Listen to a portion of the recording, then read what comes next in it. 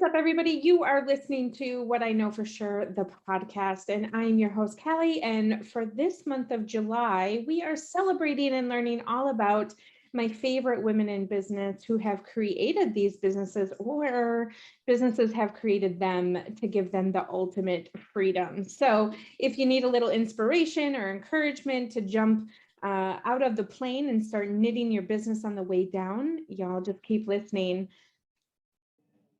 If you haven't heard about Anchor, it's the easiest way to make a podcast. Let me explain. First, it's free.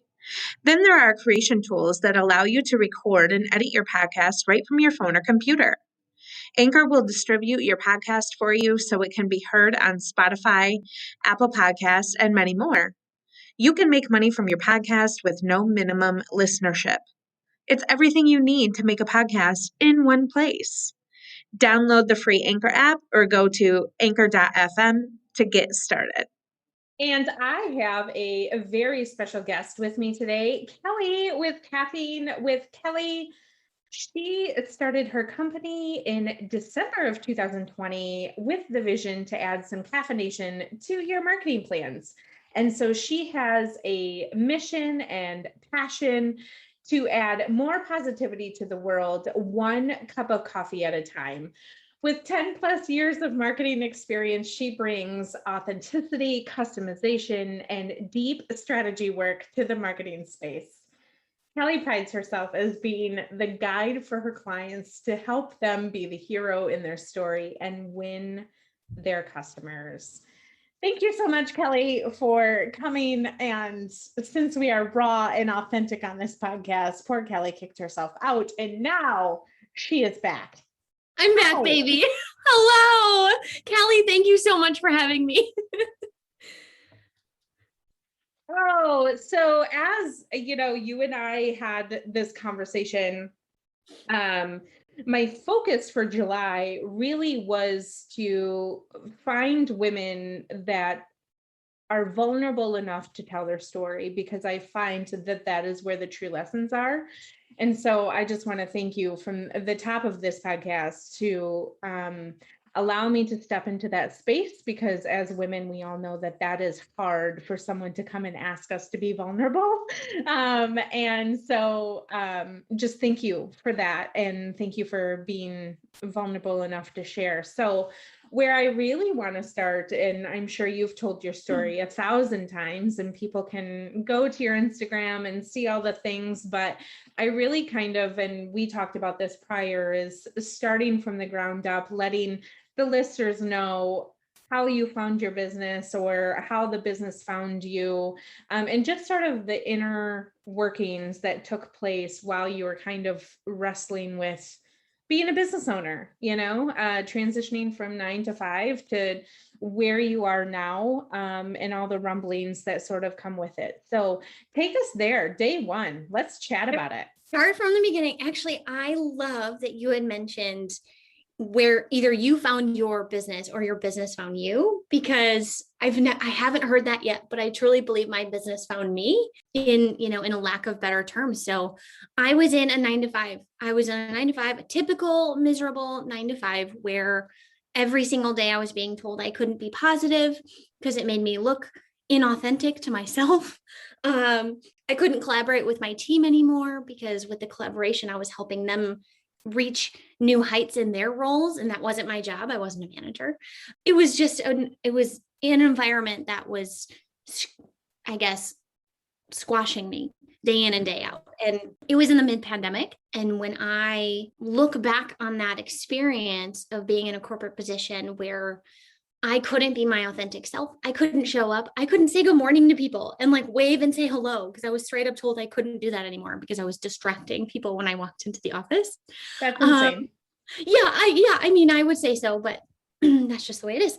And so I'm going to pause my story there and I'm going to jump back to the beginning of little baby Kelly was 6, 7, 8 years old.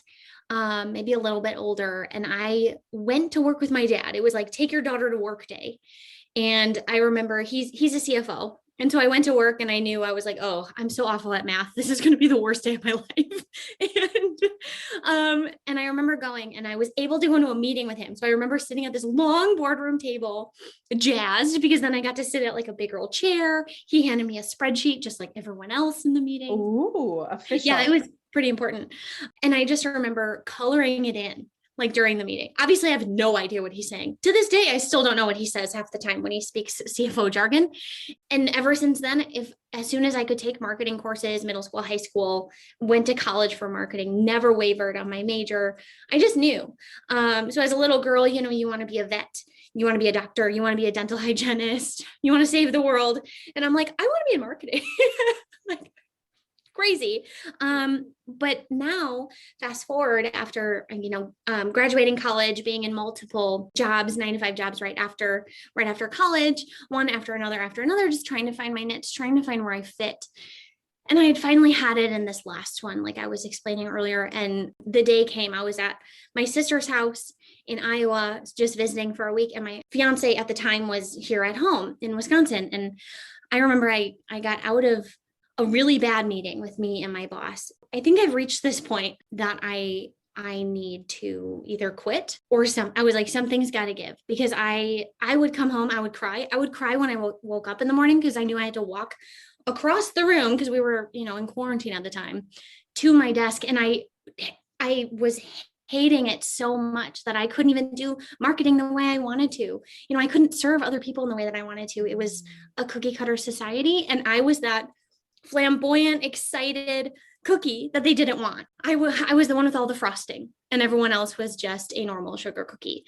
I am not as positive as I usually am. The Kelly now is literally how Kelly is. And so for me, I was in a state of like perpetual sadness, and I would get grumpy at literally anything. And then of course, when you're grumpy, you can't take it out of people at work. So you take it out on your loved ones. And it has nothing to do with them. And so I just couldn't live that life anymore. And I had already been applying to jobs for like a year, but it was mid-pandemic. No one's hiring for marketing. Most people are firing marketing because they don't see a value. Right. And which is unfortunate within itself. And I wasn't finding anything. And so in September last year, after crunching all the numbers, I decided to quit. I knew the time frame of like, if you do not have another job by this time frame, you're going to go get a waitressing job or something. And I'm like, that's fine. We're going to hit the ground running. And so October came and we got married in our backyard. And then November came and we got married in Mexico with a group of people. And then when we got back from our honeymoon in November, December, and how, I would bring something completely different to marketing than they wanted as a specialist, or they wanted it as a manager, or they wanted any role that, that was plugged into a 9 to 5 society. And my mentor goes, well, Kelly, are you still working with clients on the side, as you have for years? And I said, yeah, I always wanted to keep my marketing fresh. So I, helped some people with events over here, and I helped people over here with this, that I wasn't getting in my actual 9 to 5. And I was like, yeah, of course. He goes, well, are you going to drop them if you get a new job? And I said, no, why would I do that? That's ridiculous. Yeah. And he's like, well, then why don't you just dive in and do it? And I was like, why not? I mean, and I had sat there and I was like, I don't know why it never really occurred to me.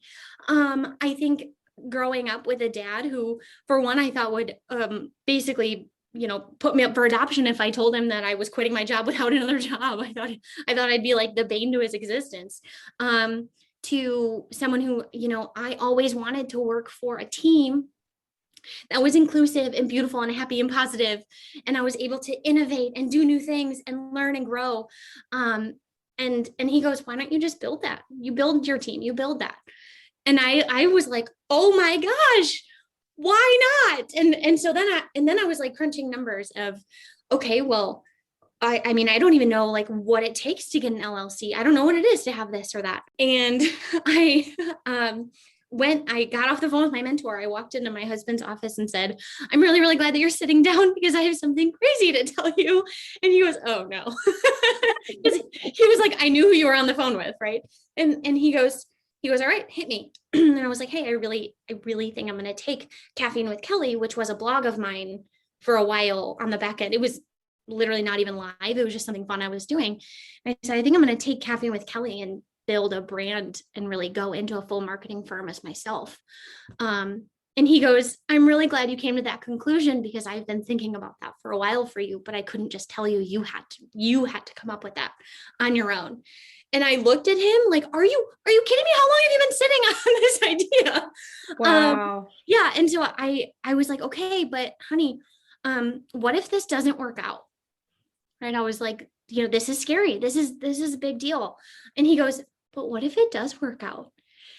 And I literally, like, I have goosebumps thinking about this moment because I'll never forget. I literally dropped on the floor on my knees and just started crying and was like, this is it. Like, I feel so aligned to my mission and serving others and being authentic every single day of my positive caffeine loving self to serve others in the world of marketing where they have pockets that they're missing.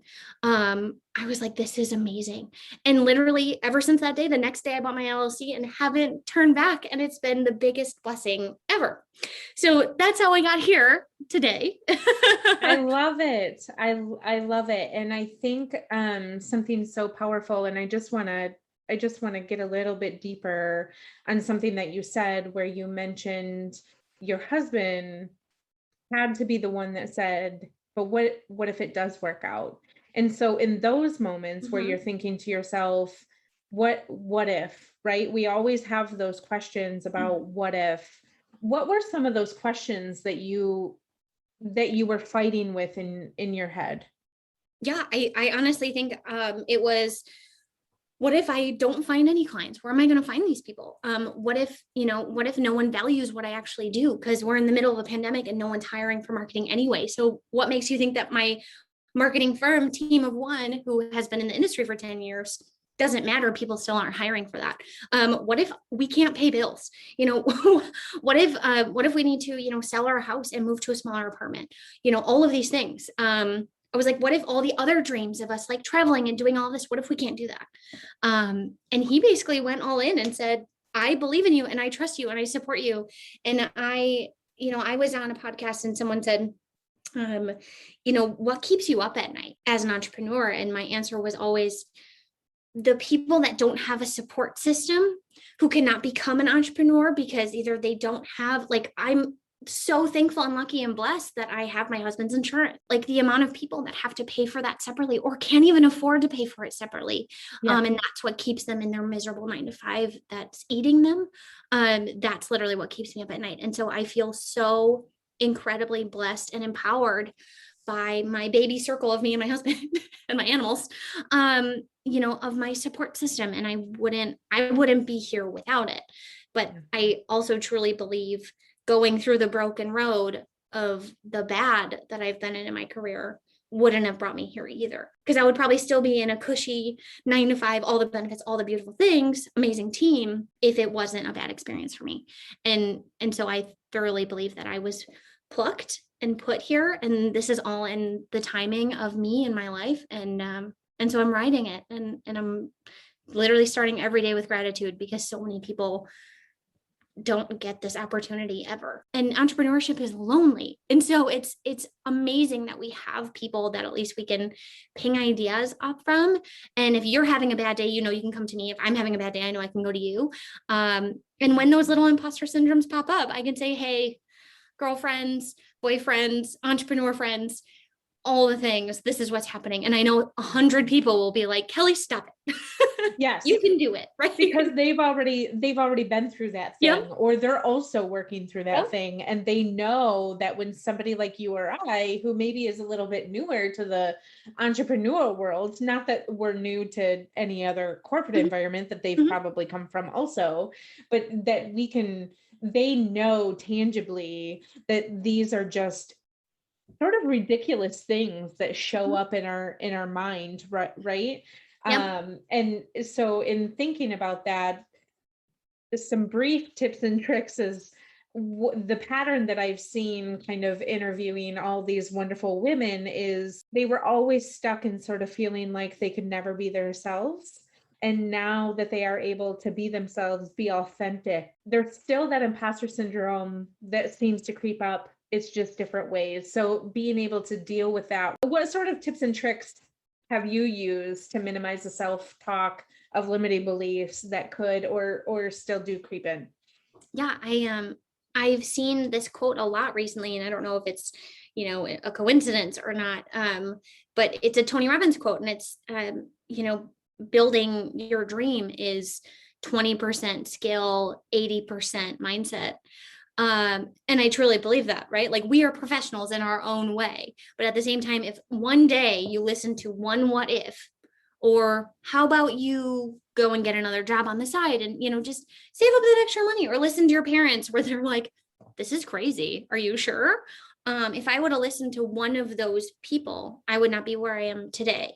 And so when what ifs come to me personally, and, if I'm scrolling on social media, or I'm seeing an entrepreneur that's farther in their journey, and the jealousy bugs creep in, I always have, I try and think of myself as a good friend of, Kelly, that person is on a completely different road than you're on. I still think what ifs are going to happen. I think it's just how you think about them and how you let them affect you, because it's the same as if a negative human was in your life, because that sucks life out of you. And so it's kind of the same in that retrospect. If you have a friend that maybe is from your past and doesn't get what you're doing, or takes every avenue to kind of pick you and your business apart, but at the same time, they've been in this same job since high school, or whatever it is, whatever their path is completely different from yours. Right, wrong, or indifferent, it's different. And so I try not to compare myself too much to other people, because I know I'm special and I'm different, and you're special and you're different, and all of the listeners out there are special and different, and you all have your own path. So you all have your own what ifs. Put them on their head and say, not today, what ifs. Yeah. Not today. Not today. Not Well, and today. it's that thief of comparison, right? Because it Yes. is something that creeps up when we're a business owner.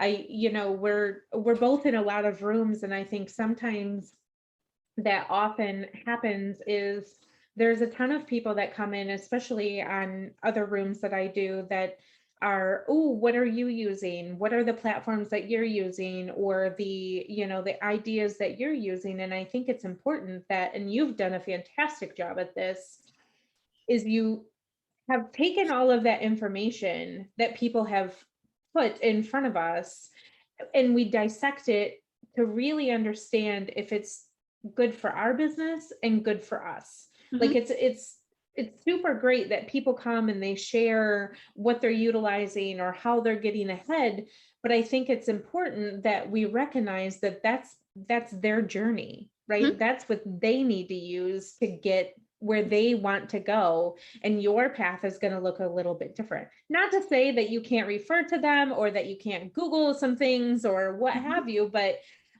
I've noticed, even in the trend of watching you on social media, it's the trend of Caffeine with Kelly is her own brand. She stands out in her own way. And even though, right, marketing at some capacity is going to have a ton of similarities, you've done a beautiful job of you're caffeinating it, you're moving it forward, and you are, I think much of what your company stands for is the personality that gets behind it. And I think that that's a good reminder for people too, that when they're starting a company, and I just spoke with Megan Gillespie, who we both love and admire. Yeah. Yes. But she was talking about that too. And they can go back and listen to the previous episode, that it creeps in with the numbers. You start looking at the numbers of, the other people that have whatever million of followers, and you're like, oh, how do I get there? But we often have to remember that the authenticity that is within our business is what will show up on the internet. And if it's not as huge and big as some, that's okay. Because if you're engaging in the people that you have, those are the people that really understand your journey and bring in this know, like, and trust factor that you're trying to put out into the world. I think oftentimes you can't do that with like millions of followers, right? Because Right. that's You'll hard. have, yeah, you'll have You're- 1,000 that are super engaged. Right. And that's amazing. Thank you for your compliment. I really appreciate it. Yeah, I mean, even for me as, a marketing strategist, I could look at another marketing strategist who maybe started the exact same day on their business that I did. We're still on different paths. We still don't both need to have a Twitter. We both don't need to have a Pinterest. We both don't need to, go live every day on Instagram or Facebook or whatever the platform. We don't need to send out postcards. Like, it could be the same business, the same niche as you. The main difference is it's you. And so like people come to me because they also, maybe they're also obsessed with coffee, but they also are hearing me and seeing me and know that I'm authentic and know that I'm here to serve, first and foremost. And then secondly, they know that I'm good at what I do. So I would rather have people align to me as a human being than just cling to me to a service, because, I want to be brand first, service second, if that makes sense. Yes. And something truly powerful that you just said was, when you are starting your business on day one in the same exact industry, it's still going to look radically different. Yes. So even if that person that has 300 followers, if you only have 300 followers, their journey is so much more different than yours. And even though it's okay to ping ideas off of each other, we never want to get sucked into sort of the comparison wheel that often happens, we'll just admit that. But yeah, so and so has a Twitter and it's blowing up, so I need to now have a Twitter because I need to blow up in that way. Yeah.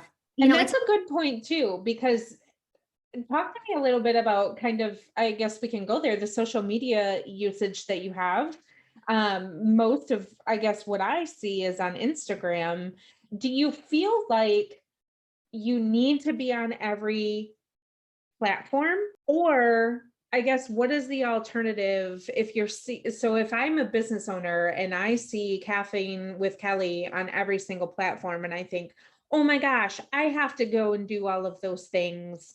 What does that look like for you? For me, even just like knowing my own bandwidth as a human being, I couldn't be active on every single platform. I think there's way too many. And I also don't think that my niche is on every platform. So I'll just give you an example. I have a Twitter. I only have like 30 people that follow me, and all I do is tweet about coffee. Like, it's really nothing important or businessy happens on my Twitter, but I wanted one just for fun. But coffee is important. So Right, obviously, to everybody. And so like for me, Instagram is a big driver, not only because it's visual and I'm a visual learner, but I know how many other people are, and Instagram itself is blowing up and letting you collaborate in different ways right now. And so Instagram I'm a big proponent of that, but at the same time, it's also linked to your Clubhouse. So now the Clubhouse is such a big platform and it's drawing so much, so many people that, are really good and within their profession. It drives you straight to their Instagram. And especially as a marketer, just my personal journey and my personal business, I meet a lot of people on Clubhouse first, then Instagram.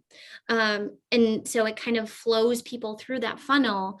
And so I would be the first person to tell you that you do not need every single platform.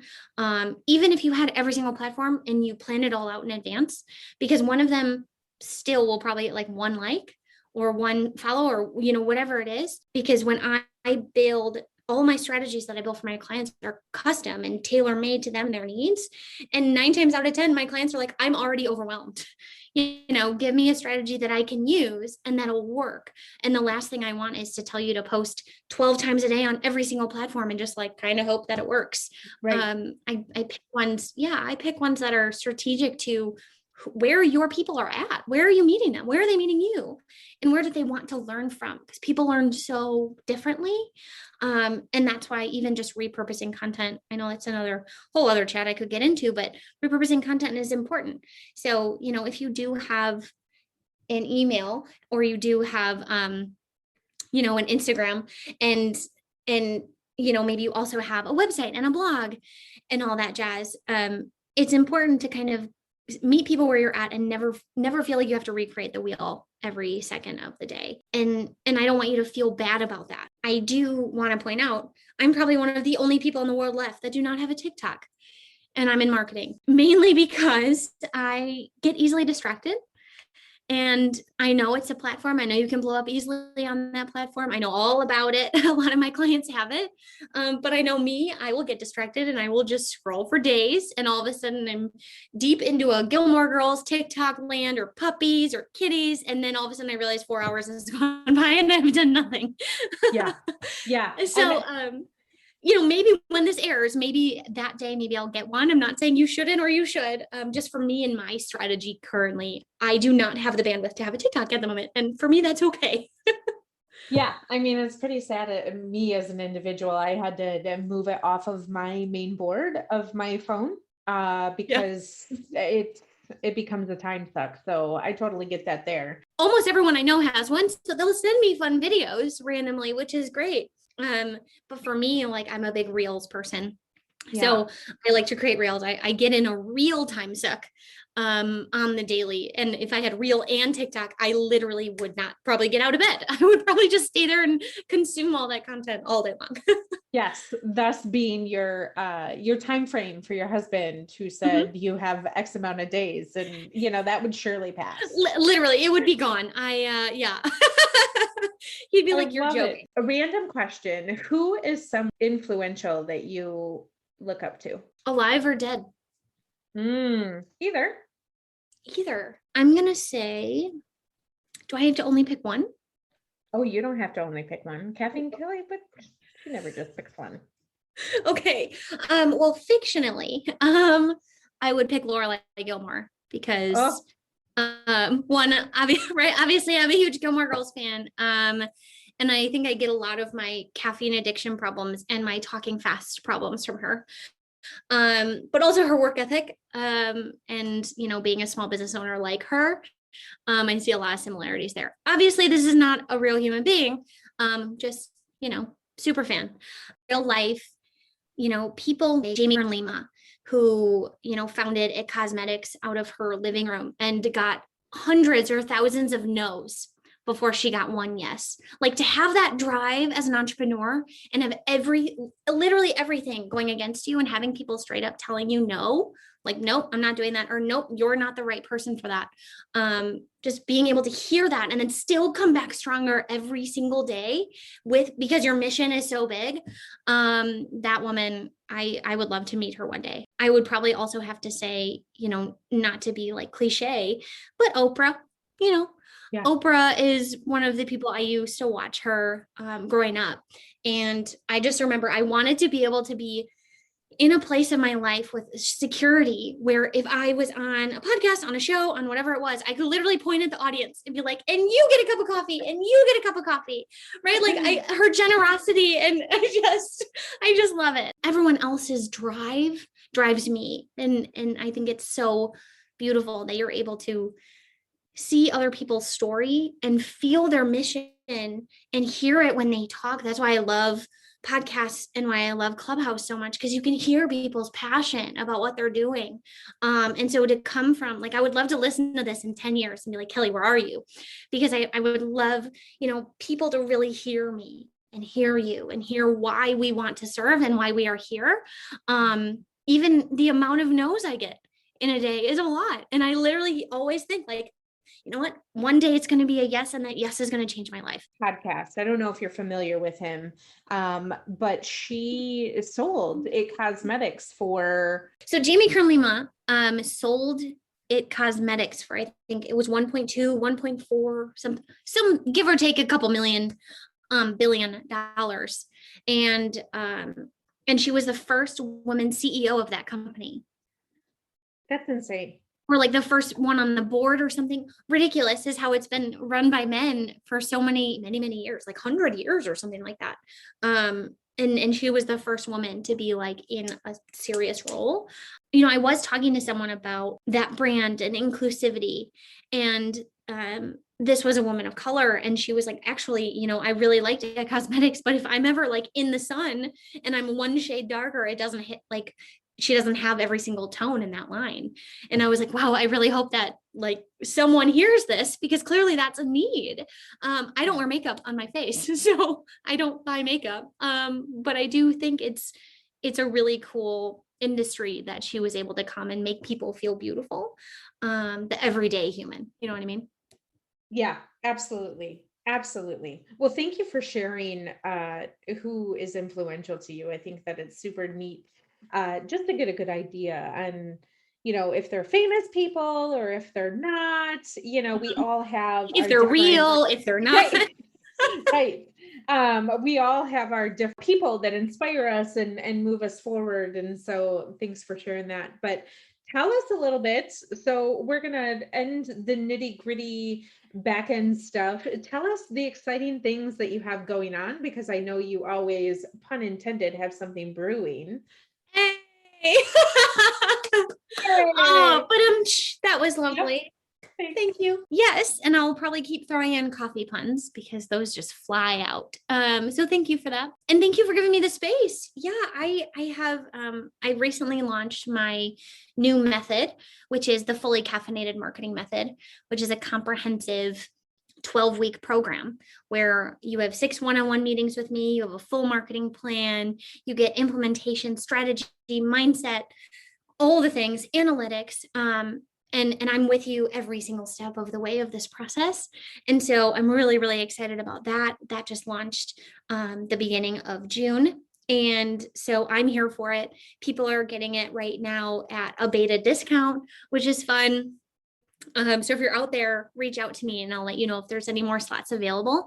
But I'm really excited about it because it's a new format of how I've been serving my packages, where I've been telling people I'm literally taking their marketing from sleeping to fully caffeinated in 12 weeks.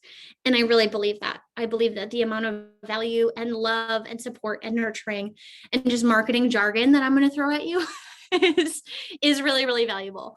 And who doesn't want to just hang out with me for 6 hours in 12 weeks? I mean, yes, I'm totally kidding.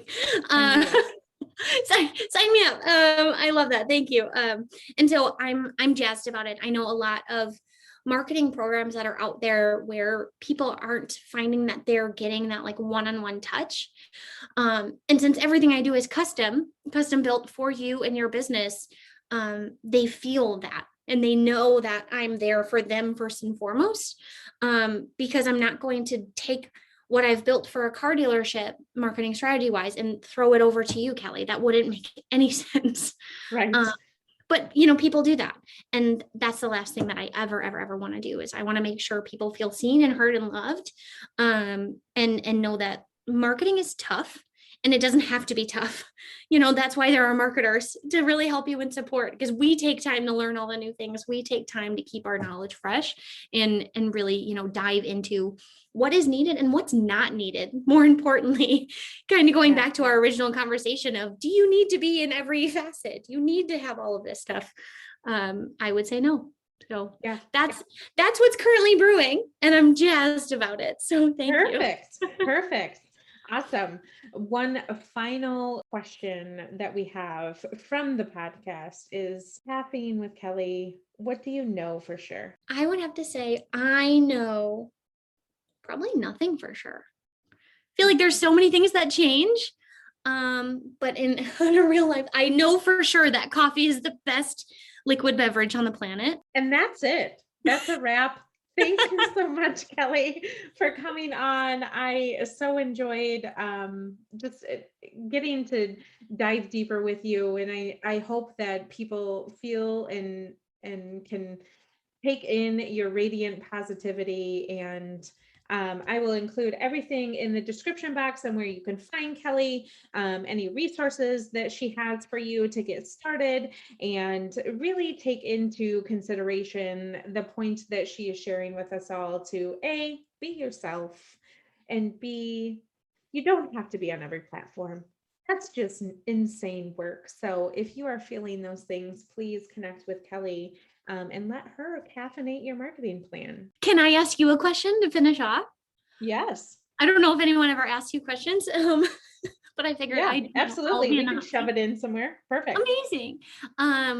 what are you offering right now? What like do am you I often offering?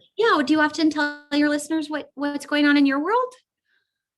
Mostly not, only because I know that they can find me elsewhere. But so right now I have the 2-hour project intensive, and that's really built around if people have broken systems and they're sort of doing things piecemeal, where you're having to send multiple emails or you don't have a good sequence. We work together to connect all of those dots for you, so that you don't feel like you need an extra set of hands if that's not where your business is right now, because it can be overwhelming to hire a VA or hire an OBM. And so being able to give something that is sort of standalone, that people can get quick actionable items to move their business forward, so that they feel less like they're working in their business. That's what I have going on right now, and that's That's available what's on my currently website. brewing. That's what's currently brewing in my little coffee cup. The one that says queen on it, because I 'Cause you am the are. queen of all things, You are. at least in my house. And mine. I I'll don't let you know have on it. the internet, but yeah, that's really what I have going on. And then obviously, the standard OBM work with me on a monthly retainer. Thanks for asking. Nobody You're ever welcome. asks me questions. Well, So that's kind of, whenever I'm on a fantastic. podcast now, I really like to kind of throw it back at you, because I know these are your listeners. They love you. They know you. But you know what? Sometimes you need to give yourself some love too. Yes. Sometimes we all need a little love. That's right. Thank you so much to Kelly for allowing me to pick her brain, and for all of you to learn all about her and how she arrived at her business. Stay tuned for next week, because we have Nina O'Bear, and I am so excited to bring her forward for you all to learn from as well. And as always, please be sure to check the description box below for all things Caffeine with Kelly and how to find her. Until next time, see you around the socials.